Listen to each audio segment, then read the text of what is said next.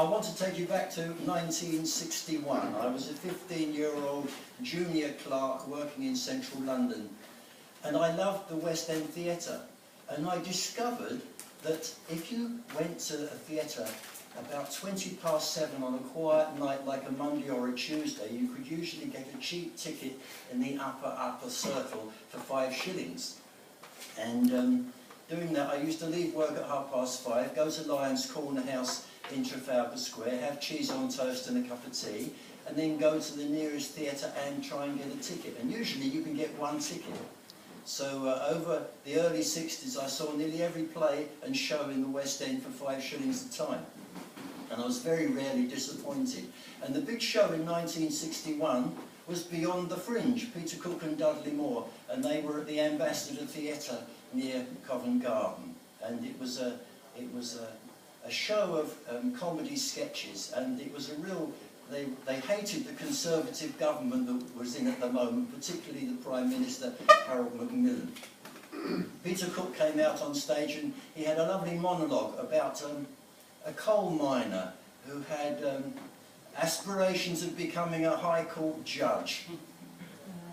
And so I want you to use your theatrical imagination here. We're not at the Yarnspinners for a few minutes, we're in the Ambassador's Theatre in 1961, and I'm Peter Cook. And the only prop he needed was a cloth cap.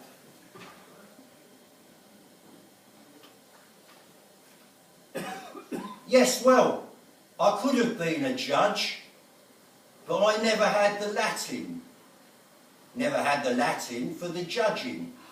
I just never had sufficient of it to get through the rigorous judging exams. They're noted for their rigour. People come staggering out saying, "My God, what a rigorous exam." And so, I became a miner instead, a coal miner. The mining exams aren't very rigorous. They only ask you one question. They say, "Who are you?" And I got 75% on that. Of course, it's quite interesting work. Getting hold of lumps of coal all day is very interesting because the coal was made in a very unusual way. You see, God blew down all the trees.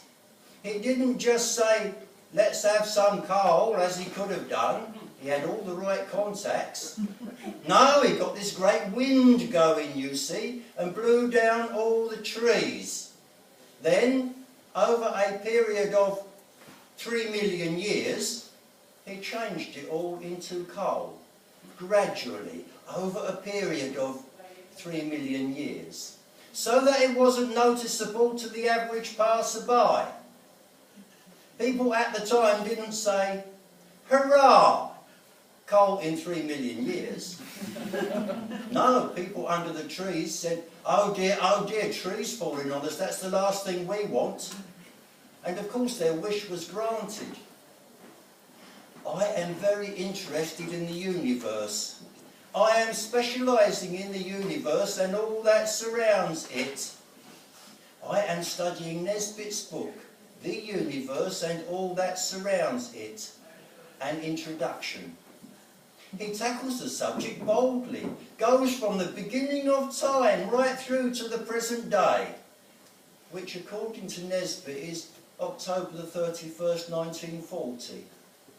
And he says the earth is spinning into the sun, and we will all be burnt to death.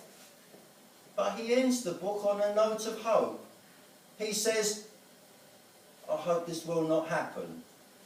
Of course, there's not a lot of interest in this down the mine. The trouble with it is the people. I'm not saying you get a load of riff-raff down the mine, I'm not saying that. I'm just saying we had a load of riff-raff down my mine. Very boring conversationalists, extremely boring.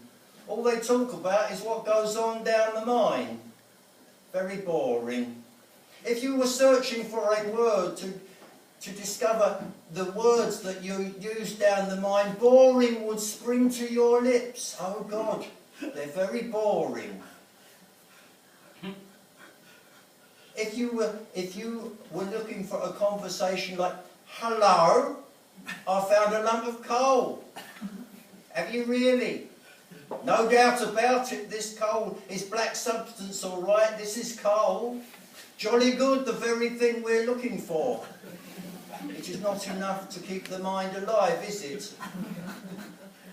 Whoops. Did you notice I suddenly went, whoops? It's an impediment I got from being down the mine, because one day I was walking along in the dark when I tripped up the body of a dead pit pony. Whoops, I went in surprise. And ever since then I've been going, whoops. And that's another reason I couldn't be a judge. Because I might be up there all regal sentencing away. I sentence you to whoops. And you see, the trouble is, under English law, that would have to stand. So all in all, I'd rather have been a judge than a miner. Because being a miner, when you're too old and sick and tired and stupid to do the job properly, well, you have to go. Well, the very opposite applies to judges. Oh yes, the very opposite applies to judges. Good night.